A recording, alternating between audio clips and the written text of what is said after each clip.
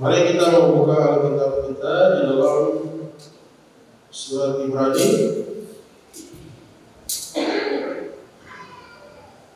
Surat Ibrani pasal 11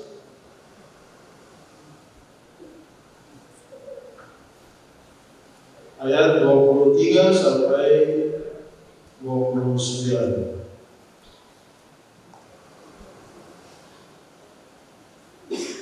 Sekali lagi surat Ibrani pasal 11, kita membaca ayat 23 hingga 29.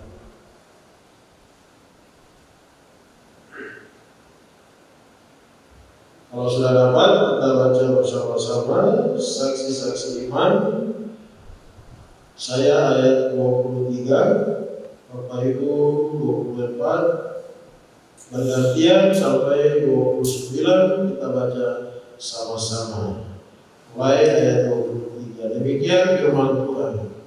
Karena iman, maka Musa setelah ia lahir disembunyikan selama 3 bulan oleh orang tuanya, karena mereka melihat bahwa anak itu elok rupanya dan mereka tidak takut akan perintah raja.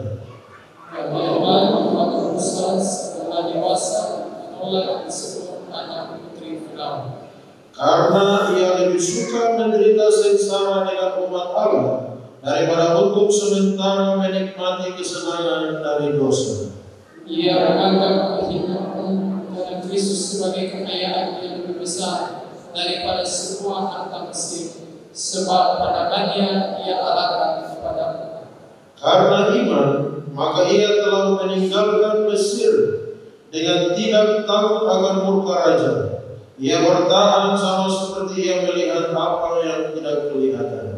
Karena iman, maka ia mengadakan Paskah dan pemercikan darah, supaya berbinasa anak-anak suruh jaga menyentuh mereka. Sama-sama.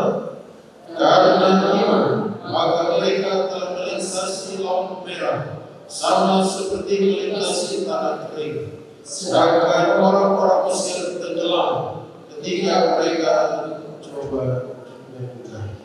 Ya, demikian pembacaan firman Tuhan. Shalom. Apa kabar? Luar biasa, puji Tuhan baik. Kita bersyukur karena kasih Tuhan saja kita boleh ada sampai hari ini. Tuhan baik, sehingga kita boleh masuk di bulan Agustus. Tidak terasa waktu jalan terus, hari lepas hari, minggu lepas minggu.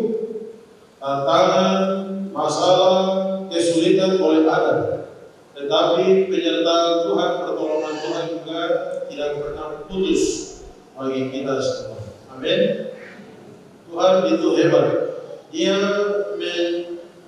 merancang kita dengan luar biasa. Dia menjaga kita dengan luar biasa.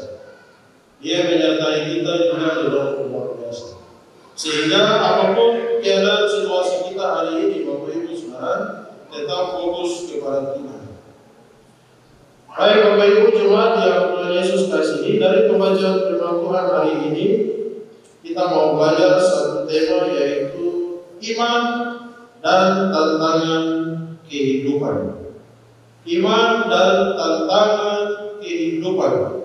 Kalau kita melihat Ibrani pasal 11 ini, penulis menampilkan bagaimana teladan daripada saksi-saksi iman, teladan hidup dari saksi-saksi iman, tokoh-tokoh iman, mereka yang menjalani hidupnya dengan sungguh-sungguh bersandar kepada Tuhan, mengandalkan Tuhan, dan hidup untuk kemuliaan Tuhan. Bapak Ibu Saudara yang Tuhan Yesus kasihi, apa yang mereka alami ini juga merupakan tantangan kehidupan yang kita juga hadapi. Dan mereka telah membuktikan bahwa ya, iman mereka itu iman yang hidup, iman yang terus bergerak, iman yang memimpin mereka untuk memuliakan Tuhan di dalam kehidupan mereka. Dan iman mereka ini telah disempurnakan itu lewat pengorbanan Yesus Kristus. Nah, pengorbanan Kristus itulah yang menjadi fokus daripada iman kita. Karena lewat pengorbanan Kristus di atas kayu salib mengerjakan keselamatan yang besar bagi kita. Lewat iman kepada pengorbanan Kristus, maka kita diselamatkan.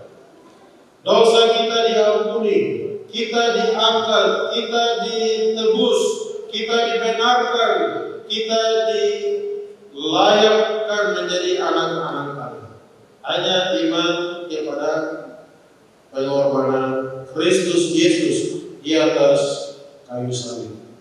Sehingga salib di atas mengingatkan kita bahwa sehebat apapun dosa menguasai kita, tetapi ada satu pribadi yang sungguh mengasihi kita.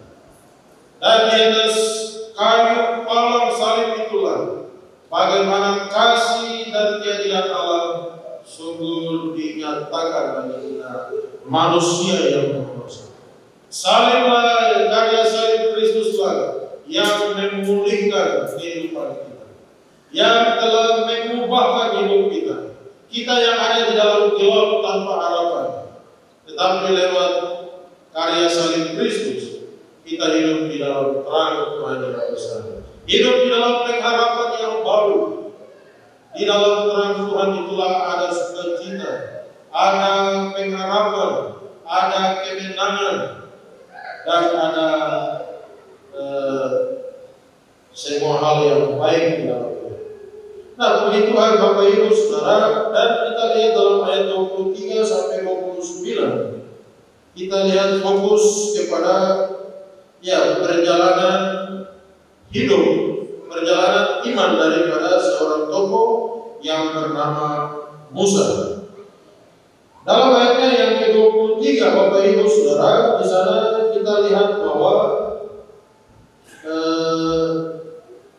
tantangan kehidupan itu dimulai dari kisah keberanian orang tua Musa yang menyembunyikan anaknya Musa ini selama 3 bulan, meskipun ada ancaman daripada Firaun.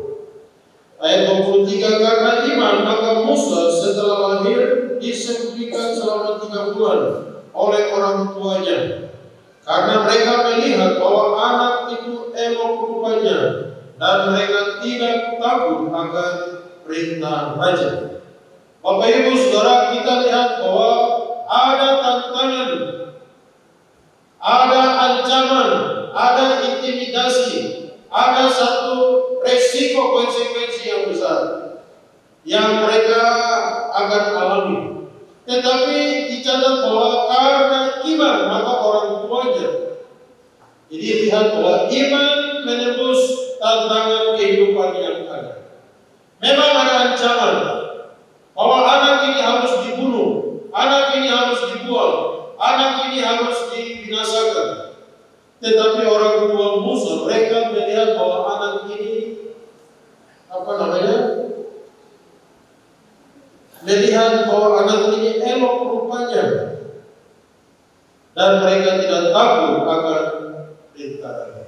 Apa maksudnya mereka melihat anak ini elok rupanya? Bukan hanya mereka lihat bahwa anak ini dia cantik atau ganteng, anak ini dia, tetapi dengan iman mereka melihat bahwa ada rencana Tuhan di dalam anak ini, bahwa kelak Tuhan akan pakai anak ini menjadi alat di dalam tangan. Sehingga dengan iman itulah yang mereka buat adalah mereka sembunyikan dia selama 3 bulan. Walaupun 3 bulan ini waktu akhirnya sudah bisa lagi, tetapi akhirnya mereka bikin satu ranjang altar, lalu mereka buang di sungai ini. Bapak Ibu Saudara, ada ancaman, ada tantangan, tetapi dengan iman mereka percaya bahwa ada rencana Tuhan yang besar, sehingga mereka tidak menjadi takut, mereka tidak ikut-ikutan, mereka tidak terlena dengan keadaan situasi yang menakutkan pada waktu itu. Mereka berani mengambil satu langkah yang berlawanan dengan keadaan. Mereka berani menentukan sikap, menentukan arah, mengambil satu keputusan keputusan iman yang penting di hadapan Tuhan. Dan keputusan iman yang mereka buat ini menentukan keadaan mereka ke depan. Bahwa kelak Musa inilah yang Tuhan pakai untuk membebaskan umat Allah, membebaskan umat Tuhan dari perbudakan Mesir. Bapak Ibu Saudara yang Tuhan Yesus kasihi, mereka percaya bahwa Allah punya rencana bagi anaknya, sehingga mereka tidak takut dengan bahaya. Bapak Ibu Saudara, memang untuk mengambil keputusan pada suatu pilihan ini kita perlu iman. Kita tidak hanya mengambil keputusan, mengambil pilihan berdasarkan keadaan situasi. Lihat ini semua begini jadi. Tidak apa-apa. Apalagi kalau ada ancaman. Kalau kita tidak punya awas ya. Apalagi kalau ada intimidasi, ada teror, ada sehingga akhirnya kita ikut keadaan situasi. Perhatikan di dalam ayat 23 ini bahwa perintah raja ini tidak main-main. Raja ini penguasa, raja ini pembesar. Dia punya kekuatan dan dia bisa buat apa saja yang dia mau. Tetapi satu hal yang raja tidak bisa buat adalah dia tidak bisa menggagalkan rencana Tuhan.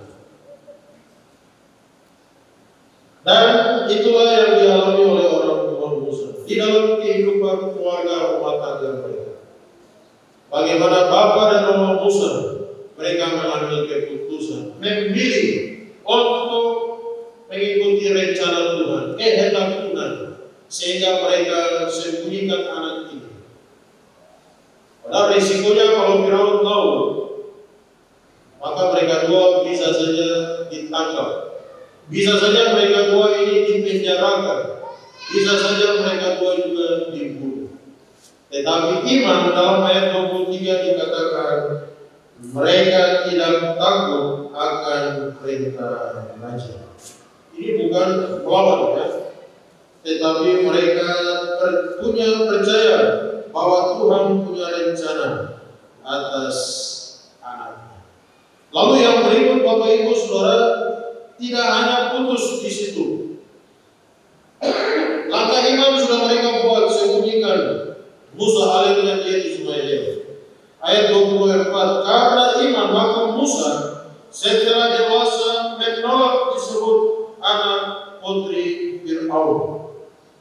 Nah, beberapa tahun kemudian setelah Musa ini dewasa, lihat bahwa orang kalau bertindak dengan iman itu diperhitungkan oleh Tuhan. Bahwa Musa ini setelah lepas dari tangan kedua orang tuanya mengalir di sungai. Saya percaya bahwa mereka dua tidak putus berdoa. Tuhan sertai. Dan memang betul kakaknya Musa pastikan sampai keranjang ini mengalir tepat di tempat mandi putri Firaun. Sehingga waktu putri Firaun mandi, ada peti yang lewat, dia buka lihat ini ada seorang anak. Dan dia tahu saya ini anak bukan seorang anak. Ini anak dari dewa Nil. Sehingga harus dijaga dengan baik. Nah, Bapak Ibu Saudara, Musa diperlakukan sebagai anak putri Firaun. Tetapi setelah dia besar, dia dipersiapkan dengan luar biasa untuk menjadi penggantinya Firaun. Tetapi apa yang terjadi Bapak Ibu Saudara? Rupanya Tuhan bekerja di dalam hati Musa, sehingga semakin bertambah dewasa, walaupun diperlengkapi dengan semua ilmu Mesir, tetapi Musa sadar identitas aslinya, bahwa dia adalah seorang Ibrani, dia seorang daripada barisan umat Allah, dia seorang yang ada di dalam perjanjian dengan Tuhan Allah. Dan itulah identitas aslinya sebagai orang Ibrani. Sehingga ketika dewasa dia menolak status sebagai anak putri Firaun. Bapak Ibu Saudara, menolak status sebagai anak putri Firaun berarti terlepas dari semua jaminan-jaminan yang ada di Mesir. Musa berani ambil keputusan itu. Kenapa? Karena dia lebih memilih menderita bersama umat Allah daripada menikmati kemewahan di atas penderitaan umatnya, penderitaan kaum sebangsanya, saudara-saudaranya yang lain.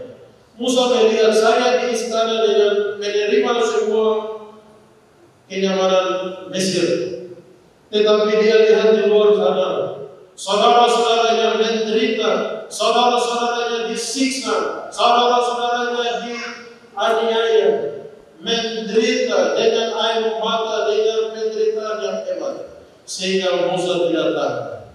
Dia bilang, saya putuskan, lebih baik saya menderita dengan kaum sebangsaku, umat dia, daripada menikmati semua kehidupan, tetapi hidup di dalam dosa, hidup di dalam ketidakbenaran, hidup di dalam ketidakadilan, hidup di dalam segala hal yang bertentangan dengan kehendak Tuhan. Bapak Ibu Saudara yang Tuhan Yesus kasih, ayatnya yang ke-24 itu dikatakan bahwa Musa menolak disebut sebagai anak putri Firaun. Ia lebih suka menderita sengsara dengan umat Allah daripada sementara menikmati kesenangan dari dosa. 26, ia menganggap pengenalan karena Kristus sebagai kekayaan yang lebih besar daripada semua harta Mesir. Sebab pandangannya ia arahkan kepada upah. Nah, Bapak Ibu Saudara, bagi Musa bahwa semua yang dia ditawarkan kepada dia, kalau pada akhirnya hanya membuat dia meninggalkan Tuhan, meninggalkan imannya daripada Tuhannya, dia bilang tidak ada artinya. Lebih baik dia tetap menderita dengan hidup dekat dengan Tuhan daripada dia harus meninggalkan Tuhannya. Pilihan hidupnya itu menentukan hidupnya kelak, baik di dunia maupun kelak di akhirat. Dan tidak hanya dia menolak status sebagai anak putri Firaun. Dalam ayatnya yang ke-27, karena iman maka ia telah meninggalkan Mesir dengan tidak takut akan murka raja. Ia bertahan sama seperti yang melihat apa yang tidak kelihatan. Bapak Ibu Saudara, Musa tidak hanya ambil keputusan di bibir, tetapi ada satu tindakan langkah mengambil keputusan besar untuk meninggalkan Mesir tanpa gentar terhadap murka Firaun. Kenapa Bapak Ibu Saudara? Karena iman. Karena iman dia mengambil keputusan yang besar. Dia lebih percaya kepada Tuhan Allah yang memegang hidupnya, memegang masa depannya, memegang semua rencana-rencananya ke depan. Dia tahu imannya kepada Allah yang dia yakini jauh lebih berkuasa daripada Firaun. Dia tahu bahwa Firaun itu hanya raja kecil, penguasa yang hanya sementara. Tetapi Tuhan Allah ini adalah Allah yang jauh lebih berkuasa daripada Firaun. Dan keberanian Musa inilah yang telah mempengaruhi semua umat Tuhan untuk juga beriman kepada Tuhan. Apa yang Musa lakukan, tindakan imannya itu mempengaruhi umatnya yang lain untuk juga berjalan mencari kehendak Tuhan, berjalan di dalam rencana dan kehendak Tuhan, membebaskan mereka dari perbudakan Mesir. Bapak Ibu Saudara yang Tuhan Yesus kasih, dan kita lihat bahwa karena iman juga dalam ayat yang selanjutnya 28, karena iman dia mengadakan Paskah dan kemercikan darah, supaya pembinasa anak-anak sulung jangan menyentuh mereka. Nah, ayat 28 kita lihat bahwa Musa ambil satu tindakan iman. Mujizat pertama, kedua, ketiga, keempat, Firaun masih tetap mengeraskan hatinya. Firaun tahu saja bahwa dia akan tetap berkuasa, jaya, tetapi dia tidak tahu kalau Tuhan punya rencana yang lain untuk menyelamatkan umatnya. Sehingga Tuhan Allah berkata kepada Musa, lembu domba itu oleskan di atas pintu rumah setiap umat Tuhan. Dan itu adalah menjadi satu tanda perlindungan Allah menyelamatkan umatnya dari kematian. Bapak Ibu Saudara yang Tuhan Yesus kasih, Tuhan sanggup menyelamatkan umatnya lewat orang-orang yang beriman, yang menentukan pilihannya, mengambil keputusan iman untuk tetap mempertahankan imannya kepada Tuhan. Dan lebih luar biasa lagi dalam ayatnya yang ke-29, Bapak Ibu Saudara, ini satu peristiwa yang besar yang tidak terlupakan, yaitu terbelahnya Laut Merah, sehingga umat Tuhan dapat menyeberang, melewati, melintasinya. Tetapi laut yang terbelah juga sebagai satu hukuman Tuhan bagi tentara Mesir dan semua pasukan yang ada, mengalahkan Firaun dan semua tentara Mesir yang terus mengejar hendak membawa kembali umat Tuhan. Bapak Ibu Saudara, laut yang terbelah ini mujizat yang luar biasa yang Tuhan lakukan terakhir kali untuk menenggelamkan Firaun dan semua tentara-tentara Mesir yang ada, sehingga umat Tuhan dapat menyeberang dan mereka mengalami kelepasan yang datang daripada Tuhan. Itu merupakan satu mujizat yang besar yang tidak pernah Firaun dan Mesir mereka bayangkan, bahwa Allahnya orang Israel, orang Ibrani ini adalah Allah yang berkuasa, yang berdaulat, yang bisa mengontrol, mengatur, mengendalikan segala sesuatu dalam dunia ini. Allah pun tunduk kepadanya sehingga semuanya binasa. Puji Tuhan Bapak Ibu Saudara yang Tuhan Yesus kasih. Semua peristiwa yang terjadi bukan menunjukkan bahwa Musa ini hebat atau umat Tuhan mereka ini luar biasa, tetapi menunjukkan bahwa Allahnya Musa, Allahnya orang Israel, orang Ibrani ini adalah Allah yang benar, Allah yang hidup, Allah yang harus dipuji, disembah oleh segala bangsa di dunia ini. Bapak Ibu Saudara yang Tuhan Yesus kasih, iman membawa mereka melintasi segala tantangan-tantangan kehidupan. Iman memungkinkan kita berjalan di dalam keajaiban yang Tuhan Allah sediakan. Iman kepada Tuhan Allah membawa kita menerima keberanian, kebijaksanaan, dan juga keselamatan yang sejati yang daripada Tuhan. Jadi fokus daripada iman adalah tetap mengandalkan Tuhan, tetap bersandar kepada Tuhan dalam keadaan apapun, dalam situasi apapun yang terjadi. Semua Tuhan bisa atur, semua Tuhan bisa pakai, semua Tuhan kendalikan supaya rencana dan kehendak Tuhan itu bisa terjadi. Puji Tuhan Bapak Ibu Saudara yang Tuhan Yesus kasih. Memang kita hidup hari ini di dalam dunia penuh dengan semua tantangan-tantangan. Tetapi di dalam semua tantangan itu, di sanalah iman itu harus kita kuatkan, iman itu harus kita pakai di dalam menjalani kehidupan yang penuh dengan tantangan. Sebagai kesimpulan atau aplikasi yang bisa kita pelajari dari bagian ini adalah satu, yaitu pilihlah yang benar. Pilihlah yang benar. Sama seperti Musa dalam bagian ini, Bapak Ibu Saudara. Baik dari awal orang tuanya sampai ketika dia dewasa, Musa diperhadapkan kepada pilihan-pilihan hidup. Tetapi pelajaran bahwa bagi kita, pilihlah pilihan-pilihan yang benar. Musa diperhadapkan kepada pilihan-pilihan yang sulit,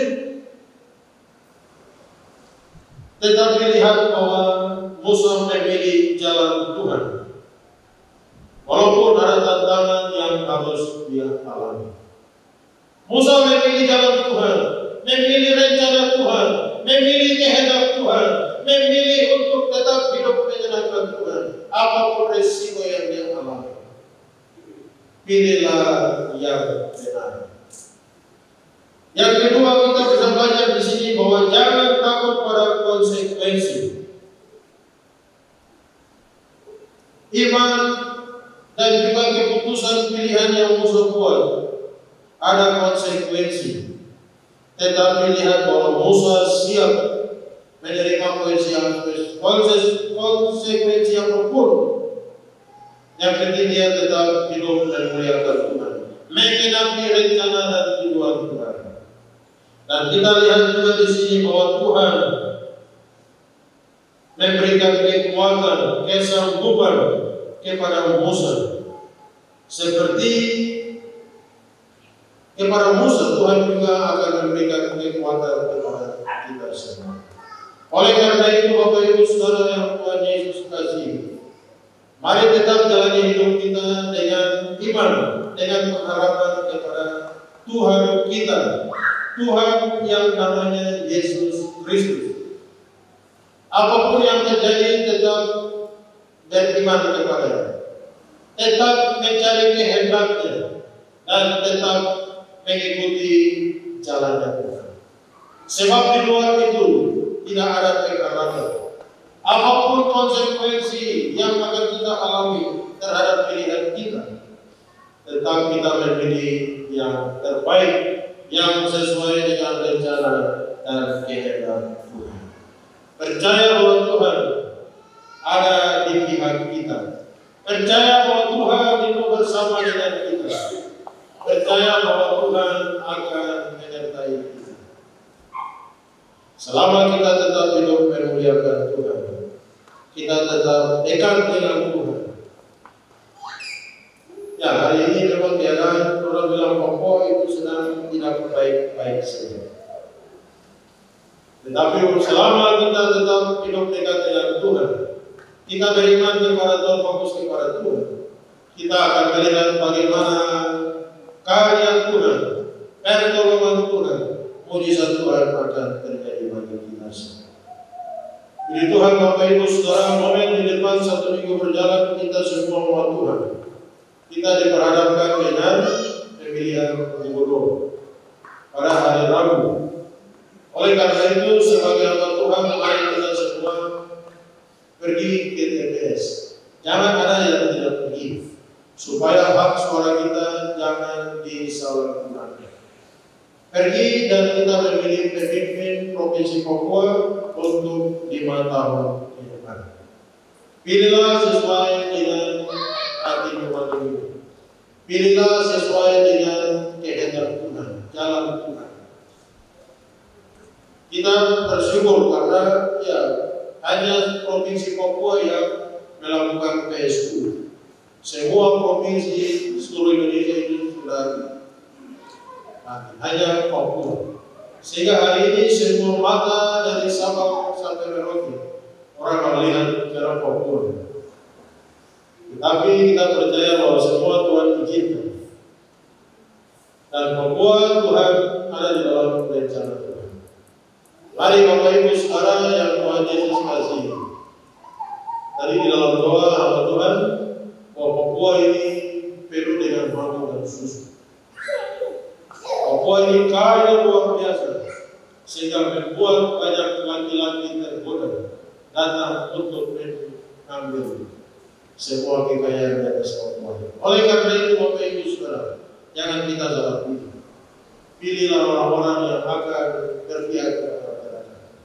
Dan kita rindu supaya Papua terus maju dan mengalami transformasi dari kita di dalam. Puji Tuhan, demikian firman Tuhan hari ini. Kita berdoa semua supaya tanggal 6 keadaan kondusif, aman, lancar, dijauhkan dari segala kecurangan-kecurangan, sehingga Papua oleh menentukan pilihannya, sehingga ada gubernur yang definitif untuk menjalankan pemerintahan. Puji Tuhan, semua yang punya KTP Provinsi Papua pergi memilih. Bisa ya? Yang lalu kan sudah benar. Sekarang kita kasih benar. Setuju? Bagus sekali. Ya. Baik, kita berdoa. Terima kasih Tuhan Yesus untuk kebenaran firman. Kami percaya sebagaimana Musa di dalam menjalani kehidupannya, iman dan juga tantangan kehidupan, dia dapat melewati semuanya itu bersama dengan Tuhan.